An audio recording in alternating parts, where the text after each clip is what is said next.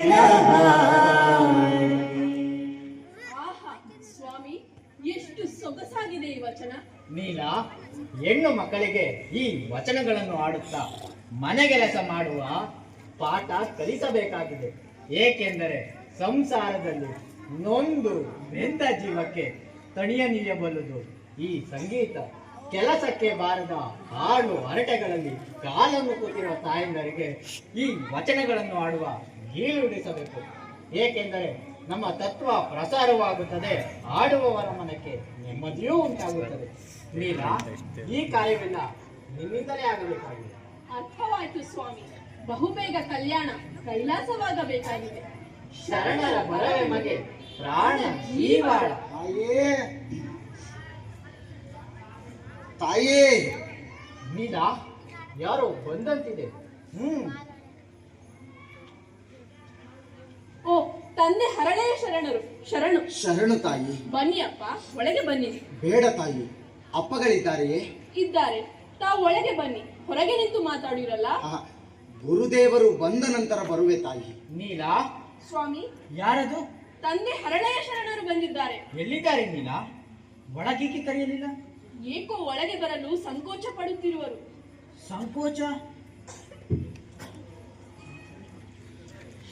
ಶರಣು ತಂದೆ. ಶರಣು ಗುರುವೆ. ಒಳಗೆ ಬಂದಿರಿ. ತಮ್ಮ ಮನೆಯೊಳಗೆ ಬರಲು ಸಂಕೋಚವೇ? ಸಂಕೋಚವಿಲ್ಲ ಅಪ್ಪ, ಆದರೆ ಮತ್ತೇಕೆ ಬರಲಿಲ್ಲ ಶರಣರೇ? ಆತಂಕವೇನಿತ್ತು? ನನ್ನ ಕೈಯಲ್ಲಿ ಪಾದರಕ್ಷೆಗಳಿದ್ದುದರಿಂದ ತಡೆದೆ. ಅವು ಭೂಸ್ಪರ್ಶವಾಗುವುದಕ್ಕಿಂತ ಮೊದಲು ತಮ್ಮ ಪಾದಕ್ಕೆ ಅರ್ಪಿತವಾಗಬೇಕಾಗಿದೆ. ಅದಕ್ಕಾಗಿ. ಏನು ಕೈಯಲ್ಲಿ ಹಿಡಿದಿರುವುದು ಪಾದರಕ್ಷೆಗಳೇ? ಅಹುದು ತಂದೆ, ಅಹುದು. ಎಲ್ಲಿ ತಮ್ಮ ಪಾದವನ್ನು ಮುಂದೆ ಮಾಡಿರಿ. ಹಾ ಶರಣರೇ, ಇಲ್ಲಿ ಕೊಡಿರಿ.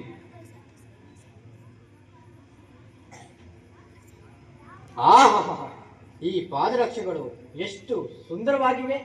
ನೋಡು ನೀಲ, ನಿಮ್ಮ ಶರಣರ ಕಲಾ ನೈಪುಣ್ಯವನ್ನು.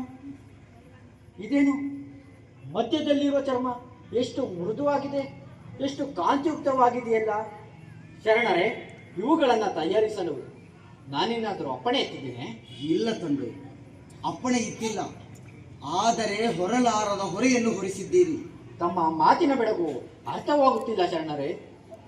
ನನ್ನಿಂದ ಏನಾದರೂ ಅಪರಾಧವಾಗಿದ್ದರೆ? ಚಚೆ, ಅಪರಾಧವೆಲ್ಲಿಂದ ಬಂತು ತಂದೆ?